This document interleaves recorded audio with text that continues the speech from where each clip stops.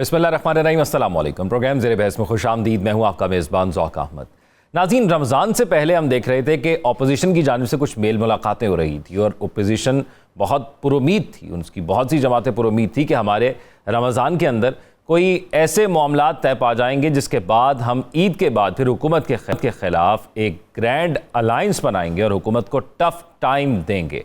लेकिन इस रमज़ान में ऐसा नज़र नहीं आया कि हुकूमत की कोई मेल मुलाकातें हो रही हों और ये भी नहीं मालूम हो सका कि आखिर अपोजिशन किस मुद्दे पे, किस एजेंडे पे इकट्ठा होना चाहती है। एक बड़ी ही सिग्निफिकेंट किस्म की तारीख है जो कि अपोजिशन के हवाले से है, वो 26 नवंबर की, जो कि पिछले साल गुजर गई पाकिस्तान तहरीक इंसाफ के एहतजाज के हवाले से।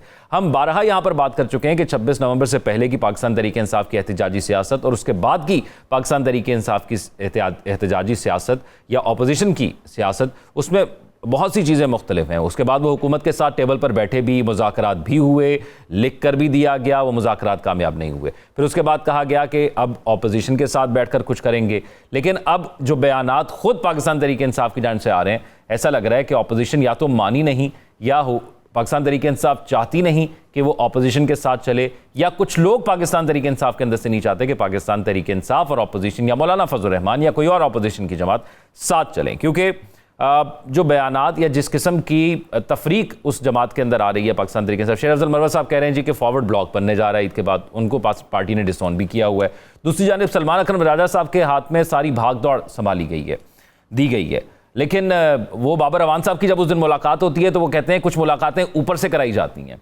अब अभी ये तासुर देने की कोशिश की जा रही है, शायद इसलिए तासुर देने की कोशिश की जा रही है कि हमारे राब्ते हैं हुकूमत को टफ टाइम देने के लिए, लेकिन कोई ऐसा अलायंस तो बनता हुआ नजर नहीं आ रहा। फिर अली अमीन गंडापुर साहब का एक इंटरव्यू सामने आया, उसमें उन्होंने कहा, एक बड़ी दिलचस्प बात है कि एक जानिब इमरान खान साहब से कहा जा रहा है कि आप सिद्के दिल से माफ़ी मांगें, लेकिन अली अमीन गंडापुर साहब कह रहे हैं इमरान खान साहब सबको माफ़ करने के लिए तैयार हैं और वो पाकिस्तान के लिए सबको माफ़ करने के लिए तैयार हैं। वो किसको, क्यों, किस लिए माफ़ करने के लिए तैयार हैं, ये आज के प्रोग्राम में जानेंगे। फिर उसके साथ साथ उन्होंने कहा कि कौमी सलामती कमेटी का इजलास सिर्फ एक प्रेजेंटेशन थी, मैं ये प्रेजेंटेशन पहले भी ले चुका था और वहाँ हर चीज़ मेरे लिए अपडेटेड थी क्योंकि हम ये मीटिंग करते रहते हैं। उसके साथ साथ उन्होंने कहा कि मौलाना फजल रहमान के हवाले से कहा कि उन्होंने 2 सवाल पूछे। उन्होंने कहा 2 बयान आए थे, मैंने मौलाना से पूछा कि एक तो ये कि आप कहते थे इमरान खान की हुकूमत आपने गिराई है, और फिर कहा गया हमें बुलाया गया, तो इनमें से कौन सी बात दुरुस्त है। तो इसके बाद फिर JUIFA का भी एक रिस्पॉन्स सामने आया, तो उस पर भी बात करेंगे। प्रोग्राम में हमारे साथ नजमुल साकिब साहब और साकिब बशीर साहब हमारे साथ मौजूद हैं। नजमुल साकिब साहब, हम गाहे बगाहे इस पर बात करते रहे हैं कि अपोजिशन का अलायंस क्या बन पाएगा, नहीं बन पाएगा, फिर ये सवाल भी उठाते रहे हैं कि क्या मुद्दा होगा, क्या एजेंडा होगा। तो ये जो रमज़ान अब अपने अख्ताम को पहुंच चुका है, लेकिन अभी तक कोई सिग्निफिकेंट किस्म की मुलाकात भी अपोजिशन की नहीं हुई, कोई एजेंडा भी सामने नहीं आया, तो फिर इसी तरह ये पूरा साल भी गुजर जाएगा जैसा रमज़ान गुजरा अपोजिशन का।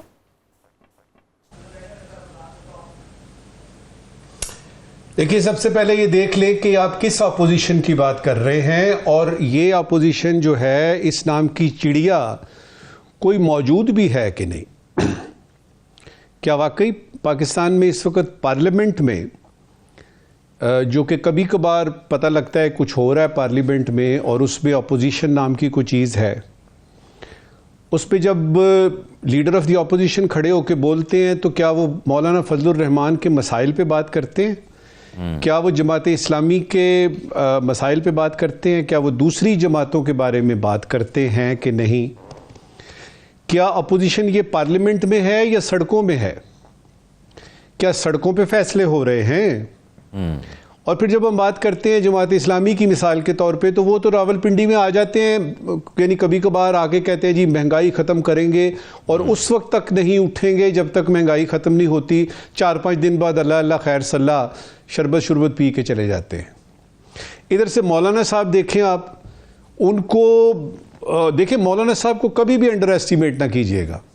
मौलाना साहब आपके जो है ना, एक तो बड़े जहादीदा हैं, जीरक हैं, सियासत को और पाकिस्तानी सियासत को जो 4-5-6 सियासतदान समझते हैं ना, उसमें से सर फहरिस्त लोगों में मौलाना साहब हैं। तो क्या मौलाना साहब की याददाश्त खत्म हो गई है?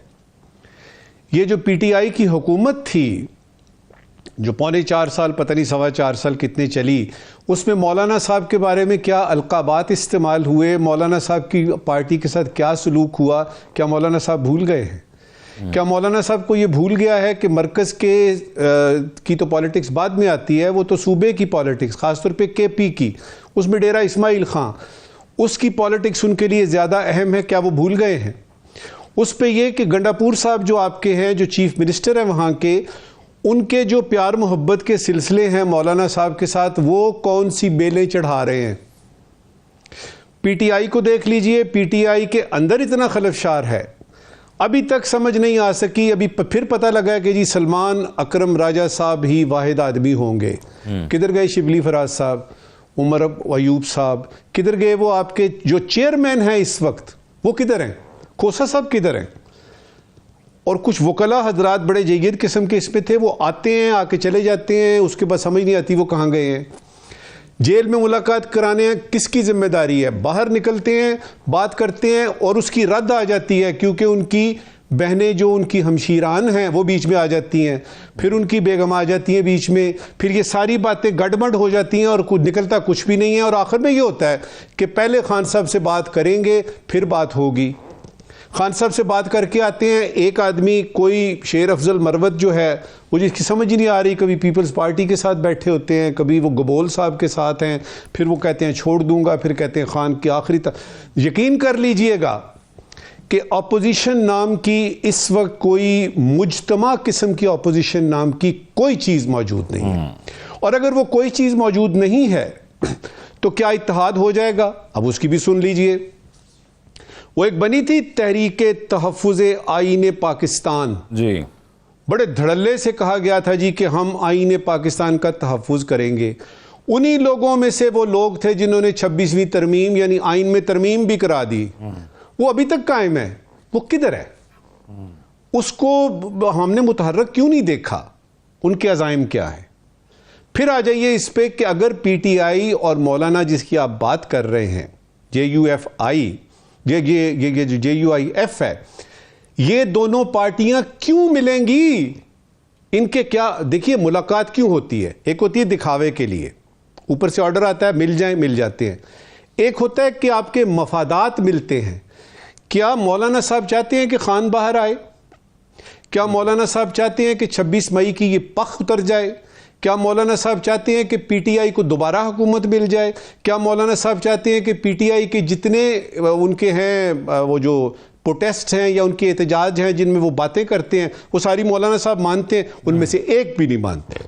तो क्या इत्तेहाद होगा? एक चीज़ ऐसी है कि जिसके बारे में बात हो सकती है कि जी ये वो वाहिद चीज़ है जिस पे अपोजिशन मुत्तहिद हो सकती है। वो क्या है? मौलाना साहब भी इलेक्शन से खुश नहीं है। पीटीआई तो कह ही रही है कि इलेक्शन हमारे साथ धांधली हुई है। उसमें भी देखिएगा, आप जरा गौर करें मैं क्या कह रहा हूं, उस जगह पे भी डिफरेंसेस हैं। मौलाना साहब के लोग यानी एमएनए नहीं बने, एमपीए नहीं बने। मौलाना साहब के तई ये है कि फलां फलां जगह पे धांधली हुई है।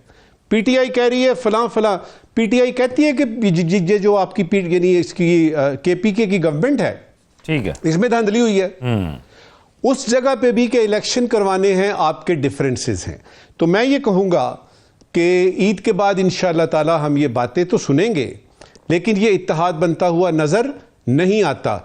लगता ये है कि एक दफ़ा फिर से वो 26वीं तरमीम का दौर वापस आएगा और मौलाना साहब अगर मानेंगे, ये मेरी बात जो है ज़रा गौर से सुने, मौलाना साहब अगर मानते हैं कि वो पीटीआई के साथ मिल के कोई किसी किस्म का कोई जलसा जुलूस या एहतजाज करेंगे, तो उसके पीछे एक ही चीज़ होगी कि हुकूमत वक्त को प्रेशराइज करके वो क्या माइलेज जो है, वो क्या उनको फ़ायदा जो है वो मिल सकता है। ठीक, इत्तेहाद मुमकिन नज़र नहीं आता, उसकी कोई वजूहात नज़र नहीं आ रही। बस वही है, खेलेंगे कूदेंगे, आके गपशप लगाएंगे और एक आध जलसा। और जहाँ तक पीटीआई की बात है, ये लड़ाई उनको अकेले लड़नी पड़ेगी। उन्होंने सारे कार्ड्स इस्तेमाल कर लिए हैं अपने, उन्होंने एहतजाज कर लिया, लॉबिंग कर ली, यूके और यूएस के लेजिस्लेचर्स को बीच में यानी डाल लिया, प्रेसिडेंट ट्रंप से उन्होंने यानी वाबस्ता कर ली, IMF को ख़त लिख लिया और फिर वो 26 नवंबर ये वो सारा कुछ कर लिया उन्होंने। अब उनको पता है कि ये कुछ और करना पड़ेगा। और ये जो आपको नज़र आ रहा है ना कि इत्तेहाद करते हैं, मौलाना साहब को मिलाते हैं, ये वो, उसके अलावा उनके पास ऑप्शन क्या है? ठीक, तो बॉटम लाइन क्या निकली? ये हुकूमत जो है, जो इस वक्त मौजूद है इस्लामाबाद में, ये आराम सुकून से चलेगी, ईद के बाद भी तावक्ते के दो चीज़ें नहीं होती। एक ये कि ऊपर से दस्ते शफकत नहीं हटता, अगर दस्ते शफकत नहीं हटता तो ये हुकूमत चल रही है, और दूसरी ये कि कोई मोजज़ा हो जाता है और अपोजिशन इकट्ठी हो जाती है और वो इतना प्रेशराइज कर देती है कि हुकूमत को इलेक्शन अनाउंस करने पड़ते हैं। ये दोनों बातें ईद के बाद तो क्या, मुझे तो कई महीनों तक लगता है कि इनमें से एक भी नहीं होने वाली। पीजे मीर साहब, आपको भी क्या ऐसा लगता है, क्योंकि ये कहा जाता है कि हमेशा कहा जाता है पाकिस्तान तहरीक इंसाफ की जानिब से जब भी वो एहतजाज करते हैं, वो कामयाब हों, प्रेशर बिल्ड करने में कामयाब हो ना हो, वो कहते हैं कि हर कुछ अरसे बाद इमरान खान के पास एक और कार्ड है, और अब कहा जा रहा है इमरान खान का सबसे अहम और सबसे लास्ट कार्ड तो यही है कि उन्होंने कोई डील नहीं की और वो जेल के अंदर मौजूद हैं और अपनी सजा भुगतते हैं, और वो अपने मुंह से कहते भी नहीं है कि मुझे बाहर निकालो। दूसरा, आपने भी देखा होगा यकीनी तौर पर पाकिस्तान के अंदर जब भी एक ख़ास पार्टी के ऊपर बुरा वक्त आता है तो उसमें टूट फूट हो जाती है, फिर फैसला साजी का अमल भी समझ नहीं आ रहा था कौन ले रहा होता है। तो ये सब कुछ विद इन एक शॉर्ट स्पैम ऑफ टाइम ठीक हो जाएगा, आपको लगता है? पार्टी भी मुतहरक हो जाएगी, प्रेशर भी बिल्ड कर लेगी, और ये आखिरी कार्ड भी अच्छे से इस्तेमाल कर लेंगे? ये सब टेम्प्रेरी है और इनको मैं कहता हूँ वो शुगर केन को क्या कहते हैं उर्दू में, गंडेरियाँ जी, ये सब इस्तेमाल होते हैं गंडेरियों की तरह। इनको चूस के साइड पे फेंक दिया जाता है और ये कहते हैं हम अलायंस बनाते हैं। आपका क्या है, MRD, ARD, grand alliance, APDM and so on fourth, ये आप बनाते हैं। ये टेम्प्रेरी एडहॉक टांका पट्टी एक सिचुएशन है और सोल्यूशन। इसके अंदर ना कोई आप आगे जाते हैं ना पीछे जाते हैं, हुकूमत आप बना लेते हैं और उसके बाद अगर इनको किसी को नहीं मिलती है वो आके दोबारा एक ऑपोजिशन में खड़ा हो जाता है। ये हमारी पॉलिटिकल हिस्ट्री है, इसमें कोई दो राय है कोई नहीं। और आपके जो आर्च राइवल्स होते हैं वो देखते हैं कि अगर कि तीसरा कोई उभर रहा है तो वो खुद इकट्ठे हो जाते हैं। आज देख लें पीपल्स पार्टी एंड PMLN, ये दोनों आर्च राइवल्स हैं। बुनियादी तौर पे इनकी जो नज़रियात हैं मुख्तलिफ हैं, लेकिन क्यों के इकट्ठे हैं? Because of PTI। अब वो इसलिए इकट्ठे हैं, इनका कोई लव लॉस्ट नहीं है, बिल्कुल नहीं है। मैं तो नवाज शरीफ के साथ वापस आया था जब उन्होंने डिसाइड किया था कि मैं पीपल्स पार्टी के साथ नहीं चलूँगा। उसी वक्त उन्होंने सुबह प्रेस कॉन्फ्रेंस कर दी थी लंदन से आके, इसलिए because they can not get along. But आज मजबूरी है, पीपल्स पार्टी गेम खेल रही है अपनी। वो ज़्यादातर जहाँ मुसीबत होती है बोलती नहीं है, लेकिन एंड में सिंध असेंबली के अंदर जाके बोलती है, फेडरेशन के अंदर साथ बैठी हुई है। जो आपकी ऑपोजिशन जिसकी आप बात करें, इसका इत्तेहाद हो सकता है, नहीं हो सकता है। गंडापुर एंड मौलाना फजलुर रहमान को देख लो आप। Fazlur Rehman wants to extend his hand for whatever reason, कि क्या उनको मिले ना मिले। गंडापुर साहब की आप स्टेटमेंट्स देख लें, तो इनका इत्तेहाद ये अगर होगा भी वो आर्टिफिशियल है, शॉर्ट टर्म है, लॉन्ग टर्म में इनका इत्तेहाद कभी भी नहीं होगा। पीजी भी सब समझ लें, ये इस सारी सिचुएशन के अंदर जो मौजूदा है, इत्तेहाद बन भी जाता है, वो क्या हासिल कर लेगा? देखिए इत्तेहाद क्या है, व्हाट इज इत्तेहाद? आप इत्तेहाद इकट्ठे होते हैं कि you want to achieve something. Pakistan के अंदर क्या इत्तेहाद है? आप आते हैं अपोजिशन बना के, instead of a debate, instead of doing something objectively, आप गवर्नमेंट को उड़ाने के चक्कर में होते हैं। यहाँ तो आपका जो पॉलिटिकल थिंकिंग है वो एक्सट्रीमिस्ट है कि गवर्नमेंट को उड़ा दो। और भाई गवर्नमेंट को क्यों उड़ा दो? और सोल्यूशन भी नहीं है पास। सोल्यूशन अगर हो तो बात करें ना। आप देखो वो मार्गरेट थैचर ने बड़ी अच्छी बात की है कि जब आपके पास कोई सियासी दलाइल नहीं रहते हैं ना, फिर आप पर्सनालिटीज़ पे और लोगों के ऊपर आप अटैक करना शुरू कर देते हैं और छोटी छोटी ट्रिविया के ऊपर आप बात करते हैं। और यही पाकिस्तान में हो रहा है। हमने ये नहीं देखना कि कोई गवर्नमेंट आ रही है, या तो ये मुझे आज बता दें अपार्ट फ्रॉम इमरान खान छुड़ाओ, बिल्कुल करो, नारे लगाओ, but give me a solution. Like I said yesterday, give me a solution. हमारी इकोनॉमी को किस तरह रिवाइव करोगे? I don't hear anything. अच्छा पीजी साहब, एक चीज़ मैं यहाँ पे जानूँ कि अब जिस तरह हुकूमत दावे करी, हम आगे जाके ज़रा IMF के हवाले से भी बात करेंगे, और वज़ीर आज़म साहब आए दिन जो है वो कोई ना कोई नई लॉन्चिंग करते हैं, कहीं ई पाकिस्तान की लॉन्चिंग हो रही है, कभी क्या हो रहा है। तो आपको लगता है कि हुकूमत इस पोजीशन पर है कि उनको इमरान खान की अब ज़रूरत नहीं है, बेशक वो सिक्योरिटी का मामला हो या कोई और मामला हो, अपोजिशन की सबसे अहम जमात को टेबल पर बिठाने की उनको ज़रूरत नहीं लगती है? याद रखें, इमरान की या पाकिस्तान तहरीक इंसाफ की ज़रूरत है। आप अपोजिशन को बिल्कुल डिस्कार्ड नहीं कर सकते। एक तो आपका नेशनल इमेज आपने देख लिया पाकिस्तान के अंदर, इंटरनेशनल इमेज आप देख लें। हम जो बातें करते हैं lobbying and public opinion and all that, बाकी इंटरनेशनल असेंबलीज के अंदर कैनेडियन असेंबली ले लो, ब्रिटिश पार्लियामेंट ले लो, इनके सेनेटर्स दे लो अमेरिकन, वो क्या बातें कर रहे हैं? Why are they talking about us? Why? After all कुछ ना कुछ तो देख रहे हैं ना वो। यहाँ से तो कोई इनको पैसे तो नहीं दे रहा, कोई लॉबियस्ट तो नहीं दे रहा, वो खुद बात कर रहे हैं। क्यों कर रहे हैं? Because they are finding something which is not correct. So हमने देखना है पाकिस्तान को from a correctional point of view, not from an individual party point of view. Governments आएंगी, गवर्नमेंट्स जाएंगी, पाकिस्तान विल रिमेन। हमने पाकिस्तान की सालमियत को और उसके सिस्टम्स को हमने बचाना है और रेक्टिफाई करना है और ठीक करना है। और जो आप सवाल कर रहे हैं उस तरफ तो हम जा ही नहीं रहे। हमारे पास तो सोल्यूशन ही कोई नहीं, apart from aggravation and provocation. हमारे पास सोल्यूशन मुझे बता दे क्या है? आप कहते हैं अलायंस, अलायंस कर भी लें, कंप्लायंस है कोई नहीं आपकी। देखो ना, हम हम कौमी सलामती के किसी सबसे अहम इशू पर तमाम पार्टीज एक अगर पेज पर आके नहीं बैठ सकती या एक टेबल पर आके नहीं बैठ सकती। नहीं, एक पेज पे हैं, लेकिन उस पेज पे इमरान खान साहब जगह ढूंढ रहे हैं। ना, एक पेज पे हैं लेकिन मुख्तलिफ किताबों में। अच्छा, एक किताब में नहीं है, पेज एक ही है लेकिन मुख्तलिफ किताबें हर एक की। ठीक है साकिब रशीद साहब, अब अली अमीन गंडापुर साहब फ्रंट मैन लीडिंग, जिसको KPK का CM बनाया गया, एक ही सूबे में हुकूमत पाकिस्तान तहरीक इंसाफ की, इमरान खान को उन पर कॉन्फिडेंस है, एहतजाज भी लेकर आए, लेकिन उनकी मुलाकात ही नहीं हो पा रही इमरान खान से। फिर क्या वो ये जो बयानात दे रहे हैं जिस किस्म के, क्या वो अपनी ही पार्टी पर प्रेशर बिल्ड करने की कोशिश कर रहे हैं ताकि उनको ज़्यादा इख्तियारात भी मिले, जैसा PJB साहब ने अभी जिक्र किया, और दूसरा उनकी मुलाकात भी हो जाए खान साहब से?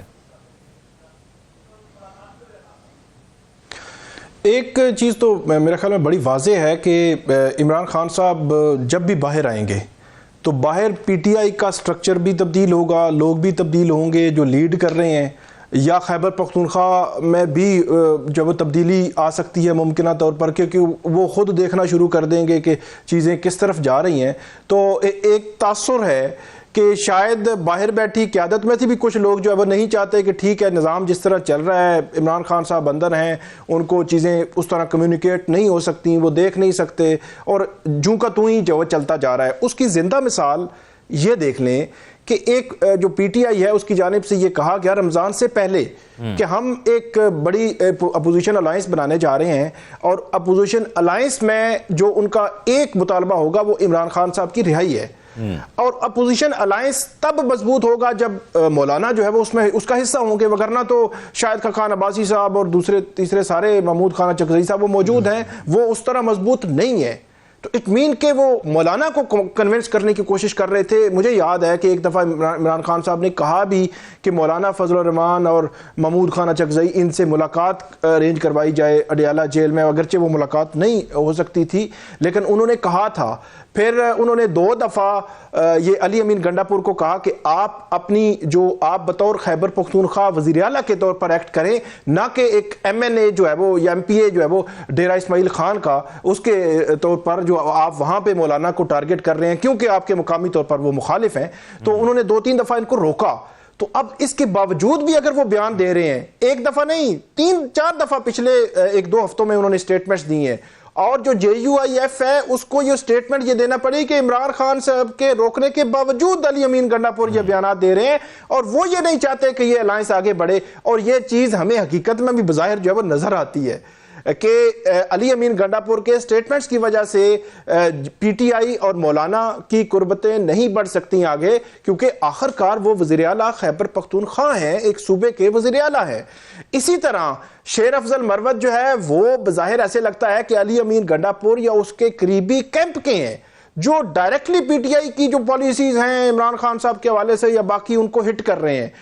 जो सलमान अकरम राजा हैं वो एक अलग खड़े हैं, उन पर वो लोग जो है वो हिट कर रहे हैं जो PTI छोड़ चुके या जो है वो इस वक्त PTI में नहीं है, लेकिन वो सीनियर थे जब 9 मई से पहले जो मामलात चल रहे थे। तो PTI के अंदर 3-4 ग्रुप्स एक्टिव हैं जो पूरी PTI का कोई एक आप नजरिया, कोई बात, कोई चीज आप देखें वो हमें नजर नहीं आ रही। शाहिद खान अब्बासी साहब ने कुछ देर पहले जो है वो स्टेटमेंट दिया, उन्होंने कहा कि PTI जो है वो ये नहीं चाहती कि ये जो है वो अलायंस बने। उसकी वजह वो कहते हैं कि इनके पास एक यकनुकाती एजेंडा ही नहीं है, कोई एक बात ही नहीं है।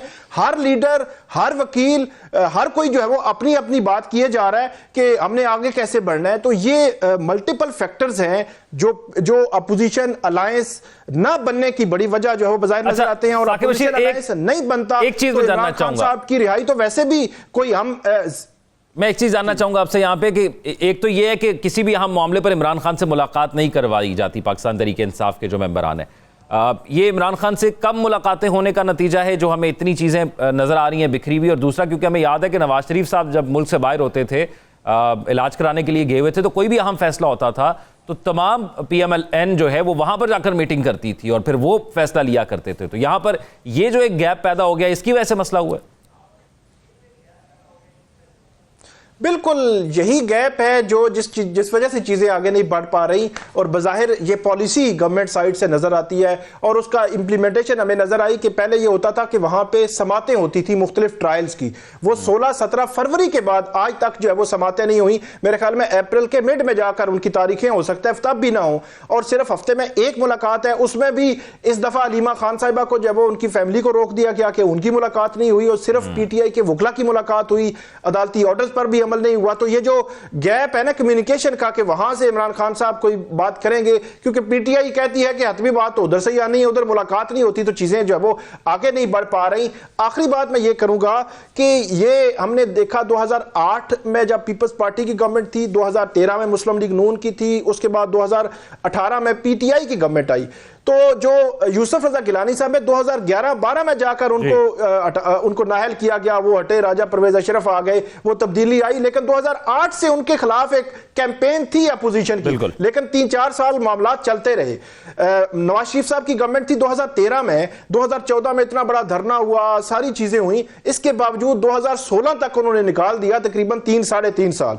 2018 जब आया तो मुझे बड़ी अच्छी तरह याद है कि पहला असेंबली का इजलास था, तो उस वक्त मुस्लिम लीग नून और मौलाना फजल रहमान बड़े सख्त बयान दे रहे थे और वो एक मजबूत अपोजिशन का ऐलान कर रहे थे, लेकिन उसका जो समर मिला या तब्दीली आई वो आपको पता है अप्रैल 2022, मतलब 3.5 साल के बाद। तो इसलिए ये अभी तो इस हुकूमत को 1 साल हुआ है, तो ये बहुत जल्द ये हुकूमत जाने वाली नहीं है। ये है कि अपोजिशन को देखेंगे कि वो कितने बड़े पैमाने पर वो चीजें कर सकती है। मुझे याद है कि मौलाना फजल रहमान PTI के दौर में यहीं आए थे, ये श्रीनगर हाईवे पे उन्होंने एक धरना दिए रखा, कई रोज तक महंगाई मार चुका, फिर उनको कहीं से यकीन दहानी कराई गई कि अब जो इलेक्शंस हैं वो जल्द हो जाएंगे, तो वो वहां से उठकर चले गए और बाद में वो कहते रहे कि जो मुझे यकीन दहानी कराई गई वो पूरी नहीं की गई। वो तो उनको वो यकीन दहानी भी नहीं कराई गई, उनको हुकूमत ने जो कहा था जब PDM बनी थी वो भी यकीन दहानी पूरी नहीं हुई थी, जिसकी वजह से अब वो नाराज हैं हुकूमत जो इस वक्त मौजूदा है। जो है ना एक बात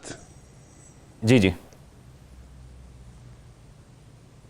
नजमुल साहब, ये जो अभी हमारा पैनल गुफ्तगू फरमा रहा है और आप तक पहुंच रही है सारी गुफ्तगू, इस पे एक चीज ऐड कर लेते हैं। बाकी पॉलिटिकल पार्टीज जो है ना उसमें आपको कुछ सेकंड टियर के, दूसरे लेवल के आपको मिलते हैं, कोई साद रफीक मिल जाता है, कोई रजा रब्बानी मिल जाता है। इसमें मुझे बताइएगा कि सेकंड टियर PTI का है भी कि नहीं? यहाँ तो फर्स्ट ईयर नहीं नजर, यहां पे एक शख्स है इमरान खान दी ग्रेट, जो कि PTI का मतलब है इमरान खान और इमरान खान का मतलब है PTI।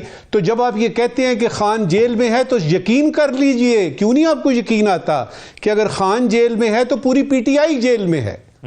लिहाजा इसका ये कहना कि जी बाहर जो लीडरशिप है, बाहर लीडरशिप किधर है? क्या उसको लीडरशिप मानती है? आपके जितने सपोर्टर्स और वोटर्स हैं PTI के, मुझे बता दीजिए, इमेजिन कीजिए क्या वो इनमें से किसी एक को भी लीडर मानते हैं? और अगर कल को खुदा ना खास्ता खान को कुछ होता है तो PTI में मुझे बता दीजिए कोई एक भी लीडर है। लिहाजा जब हम बात करते हैं PTI की तो वो बाकी पार्टियों से टोटली मुख्तलिफ है। बिल्कुल ऐसे उनके हिसाब खुद भी नजमुल साहब अपने आप को लीडर नहीं मानते, वो खान है, कहते हैं कि हमारे पास जो वोट है वो खान की वजह से है, खान की ही सपोर्ट है, उसका अपना कोई वोट बैंक नहीं है, वो ये कहते हैं। ब्रेक की तरफ चलते हैं, ब्रेक के बाद एक और अहम मामले के हवाले से बात करनी है। Stay with us.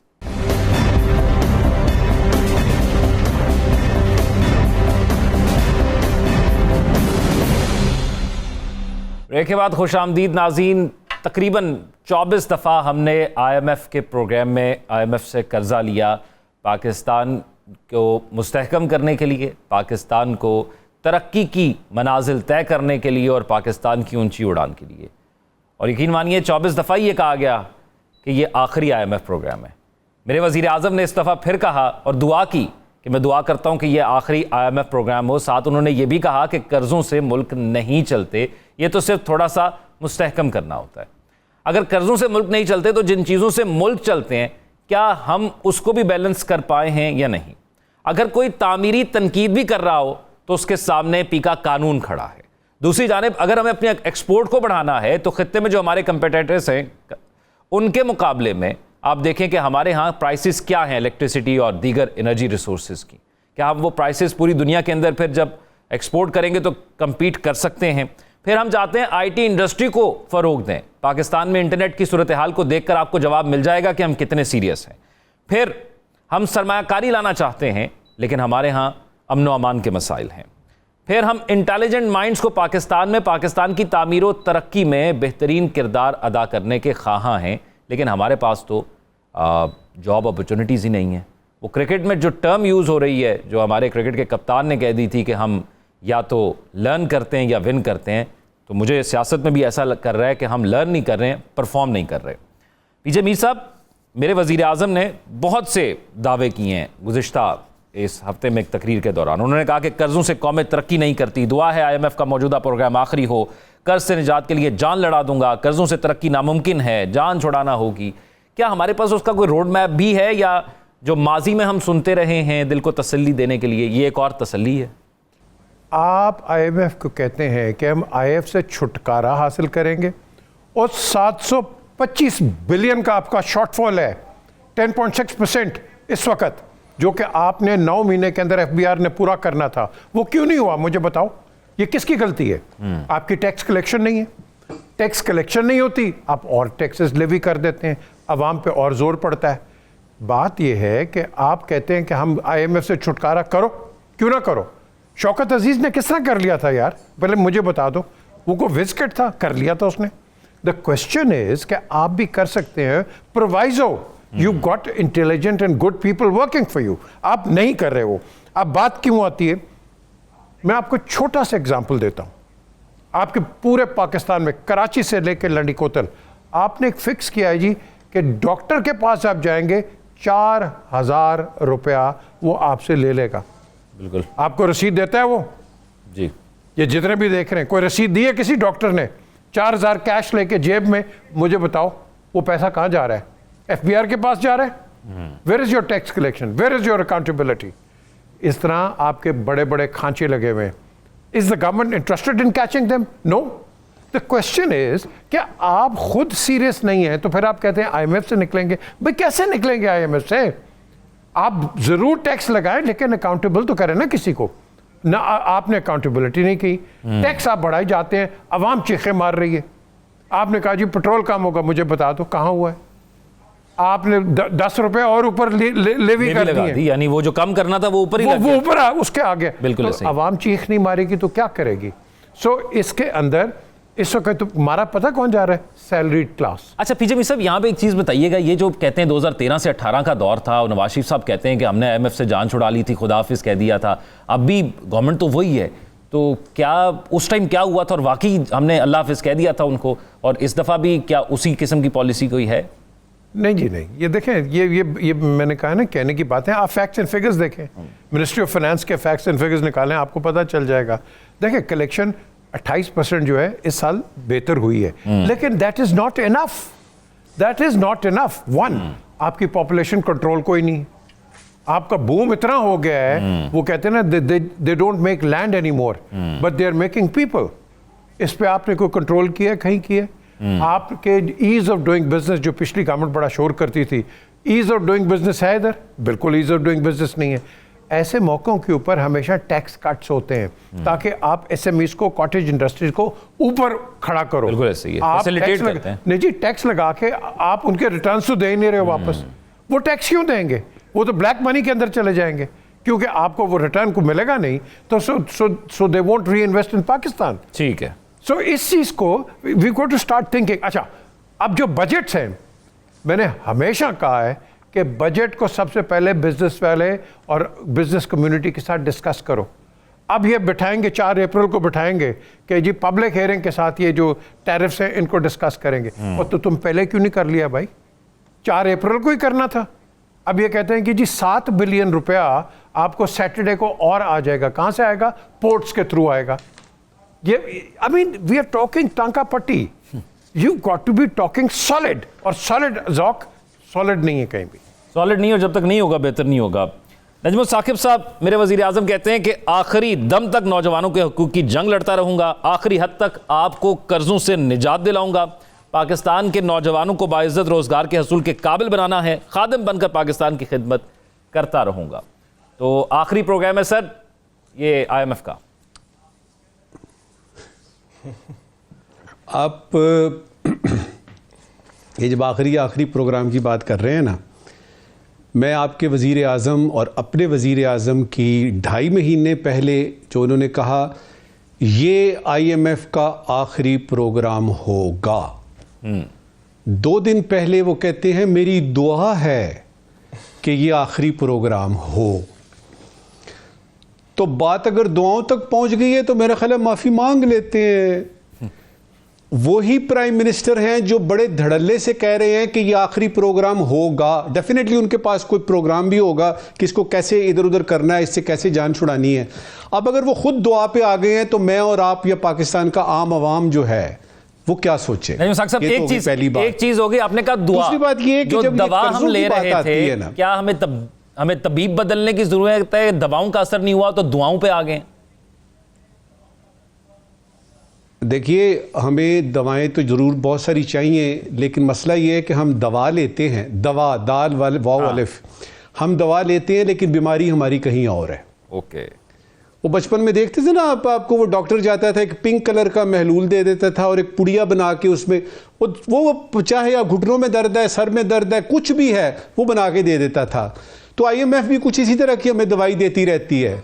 पीछे जो मकासद है वो और क्विकली आपको मैं बताना चाहूंगा कि हमें बताया जाता है कि पाकिस्तान का हर शख्स 2 या 2.5 लाख रुपए जो है वो उसका मकरूज है जी। ये सियासी बयान है। अगर पाकिस्तान का हर शख्स 2-2.5 लाख का मकरूज है भी तो वो कर्जा किसने उतारना है? उसमें टॉप के आपके अमीर भी हैं जो बिलियनर हैं, वो तो नहीं उतारते। तो ये जो कर्जा है ना 2-2.5 लाख का जो कहते हैं, अगर गरीब आदमी की बात करेंगे तो उस पे कुछ तकरीबन 50 लाख का है, क्योंकि बिजली के सरचार्जेस के जरिए उसने देना है। तो आपको फैक्ट्स एंड फिगर्स की जरूरत पड़ती है कि इस वक्त क्या सूरत हाल है। जल्दी से बताता हूं। देखिए, इस वक्त पाकिस्तान का अंदरूनी कर्जा, डोमेस्टिक जो आपका डेट है वो 50 खरब रुपए है। 50 खरब रुपए। जो आपका बैरूनी कर्जा है वो तकरीबन 24 खरब रुपए है। अच्छा, अब इसमें कमर्शियल बैंकों से जो कर्जा है वो इसमें मिला लीजिए 7% कमर्शियल बैंकों से लिया है। आपका जो IMF का है ना वो इसमें से 56% है। IMF 56%। दूसरे जो आपके बायलैटरल पार्टनर्स हैं जिनसे UAE हो गया, आपका सऊदी अरेबिया हो गया, यानी चीन हो गया, 27% उधर है। ये फिगर्स रखें, अगर 1 मिनट सामने सिर्फ इनको देखें और फिर ये देखिएगा कि हुकूमत के जो आमदनी के जराए हैं वो क्या हैं। टैक्स होता है, आपकी एक्सपोर्ट्स होती हैं और आप अखराजात में कमी करते हैं और सब्सिडीज खत्म करते हैं। ये 4 चीजें हैं और ये चारों की चारों हुकूमत वक्त के या किसी भी हुकूमत के अपने हाथ में है। कर्जा तो बाद की बात है ना। पहले तो ये बताइए कि क्या आपने टैक्स नेट बढ़ा लिया है? क्या ताजरों से टैक्स ले लिया है? क्या आपने अपने खर्चात बढ़ाए हैं कि सिर्फ कैबिनेट की तनख्वाहें बढ़ा रहे हैं? क्या आपने सब्सिडीज खत्म कर दी हैं जो कि IMF की बुनियादी शराइत हैं? जब आपने वो नहीं मानी तो अब वो आगे हैं, बिजली का बिल भी होगा। और जिस बजट की बात कर रहे हैं आप, ये जो PJ मीर साहब कर रहे थे, ये बजट वो कह के गए हैं मई शुरू होगा, IMF आएगा और वो आपका बजट बनाने में आपकी मदद करेगा। इसका मतलब क्या है? वो आपको बजट बना के देंगे और आप कह रहे हैं जी IMF से जान छुड़ाएंगे। देखिए, कहने की बात कुछ और होती है, करने की बात कुछ और होती है। ख्वाहिश किसी आदमी की कुछ और हो। मेरी ख्वाहिश है कि पाकिस्तान जो है वो मुआशी तौर पे मुस्तहकम हो जाए। इसी पे बात खत्म करते हैं। वजीर आजम साहब कह रहे हैं कि IMF ने शाबाशी दी है। वैसे एक बात बताऊंगा, एक अच्छी बात भी हुई है और वो ये हुई है कि आपने तकरीबन $1 बिलियन चीन का कर्जा जो था वो वापस किया। ये अच्छी बात हुई है। $1.1 बिलियन आपको जो है वो मिले हैं इस ट्रांश में, उसमें बहुत सारी पखें हैं। सबसे पहले ये कि वो मौसमियाती तब्दीली यानी क्लाइमेट चेंज के लिए आया है। दूसरी बात यह है कि उसमें कार्बन लेवी की बात कर रहे हैं वो। इसका मतलब यह है कि इंडस्ट्रीज आपको देखनी पड़ेंगी, किस किस इंडस्ट्री को बंद करेंगे, किस किस इंडस्ट्रियां तो वैसे ही डाउन जा रही हैं, किस किस इंडस्ट्री से कहेंगे कि आप इसको कम करें जी, कोयला कम जलाएं वगैरह वगैरह।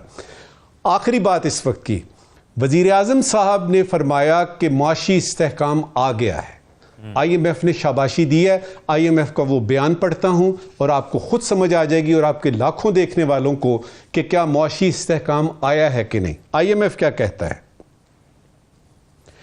माशी इस्तेहकाम की बहाली और एतमाद को दोबारा बहाल करने में नुमायां पेशरफ्त हुई है।